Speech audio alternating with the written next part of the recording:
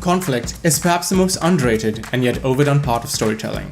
While some movies lack depth with their conflict, others inundate their stories with conflict that seems forced and oftentimes unrealistic. In today's video, we explore how to do it right.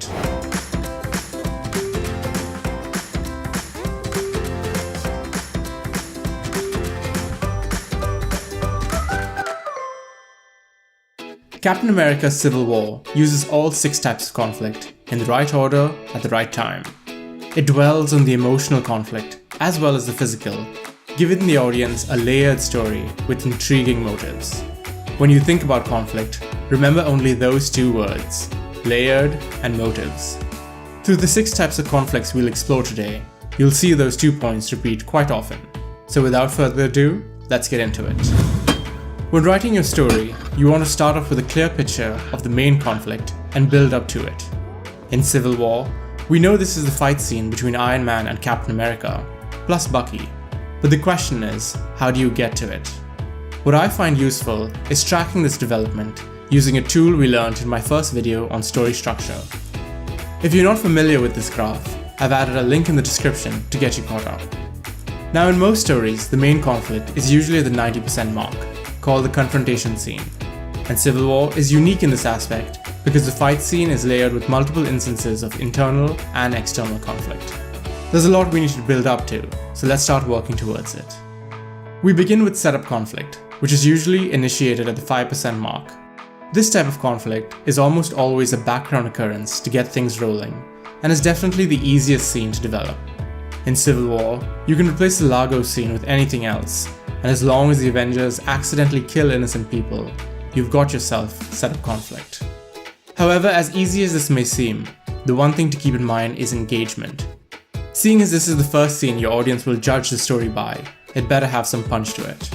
Ranking setup conflict, it scores in easy for difficulty, has no layers yet, as it's the starting point, and usually has shallow motives, as it doesn't have any backstory yet. From there, we directly move to internal conflict, the most subtle and yet vital type of conflict. Once initiated, internal conflict is like a seed that grows and outlines every decision and action thereafter. Though you don't explicitly show it, you use it to drive all preceding conflict in the story. It's shown mainly through words and emotion, making it the hardest type of conflict to perfect. In Civil War, this conflict is shown through Iron Man and Captain America's polar opposite stance on how to use their powers. As mentioned before, this is the hardest type of conflict to develop, has deep motives that drive each character to the decision, and so far only has one layer, the setup conflict from before. Now with internal conflict planted, it's time to take a step back and work on background conflict. Background conflict creates a stage on which the characters eventually fight out their main conflict, and therefore, a convincing motive is always required. I find most writers spend the least time on developing their background conflict, which creates an unbelievable reason as to why the main characters fight. In Civil War, this conflict is shown through Zemo's hatred for the Avengers for killing his family, and his plans to tear them apart. Background conflict is relatively easy to develop as it only has one motive, in this case revenge, and one layer, the antagonist's backstory. But always keep in mind that easy does not mean complacent. A weak antagonist always equals a weak story. Now with internal conflict planted and background conflict working behind the scenes, the match is lit and we need gasoline.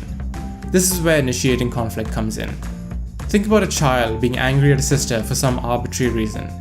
You now need the sister to break the child's favorite toy in order for them to start fighting. Initiating conflict works in quite the same way, and in Civil War, this is shown through the attack scene at the UN. It sets Captain America against his team, Bucky against the government, and creates a new character, which is a nice touch. Initiating conflict is tricky, in that it ignites the internal conflict, but is caused by the background conflict. It has 2 layers, the setup and internal conflict from before, and 2 motives, one for how the protagonist responds, and one for why the antagonist did it. Moving on, we get to the most time-consuming type of conflict, contributing conflict. Technically, you can have as much contributing conflict as you want, but really 2 to 3 is the optimal amount. Think of contributing conflict as someone poking you over and over again. 3 pokes and you'll probably do something. In Civil War, this contributing conflict first shows up when Bucky is triggered at the 50% mark. Next, when War Machine is hit at the 80% mark, and finally when Tony finds out Bucky killed his parents at the 85% mark.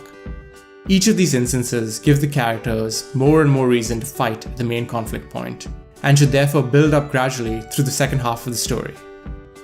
This makes contributing conflict systematically difficult, with numerous layers at each point and new motives driving the characters. Finally, all of the conflict scenes we've developed so far give us a strong enough foundation and reason to get into the main conflict. Here, you want your internal conflict to motivate the characters, the background conflict to set the stage, and contributing conflict to add ammo.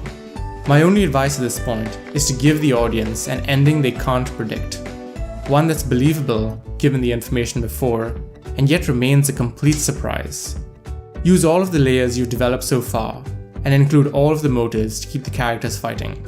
For me, the best main conflict scene to date is the one from Inception, though Civil War doesn't fare too bad either.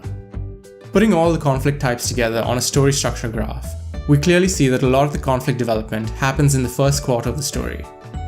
From there on, you're really just adding reason and backstory to get to the main conflict, with the last half of the story consisting only of contributing conflict. Civil War has the added bonus of having a physical fight scene accompany most every conflict scene, but this isn't always required. Movies like The Fault in Our Stars achieve the same result without a single person being hit, and if anything, do a better job of surprising the audience at the end. To compare, the setup conflict in the movie is Hazel's mental battle with cancer. The internal conflict is the idea of oblivion versus being remembered. The background conflict is Hazel's battle with cancer. The initiating is Hazel's first attack. Contributing, Gus's cancer returning and crippling him multiple times over. And finally, the main conflict is Gus's eventual death. Taking movies and novels and figuring out which scenes fit into which type of conflict is by far the greatest way to get your grasp on this topic, and is definitely something I encourage trying. Not every story uses all 6 types of conflict, some barely use 2. But keep in mind that the best stories will often have the most realistic and authentic types of conflict. Have a plan when you write out your conflict, and never ever include conflict just to create drama. Always have an end goal in mind. While conflict is often overlooked and overdone, if you're intentional with its development, your story is sure to stand out. Hey guys, thanks for watching this 5th episode on Story Study. In the next video, we'll be looking at The Great Gatsby, and in particular, talk about backstory. If you're interested in writing a novel or screenplay, or simply enjoy breaking down stories, be sure to like this video and subscribe for more Story Study videos. Have a great day, and I'll see you next time.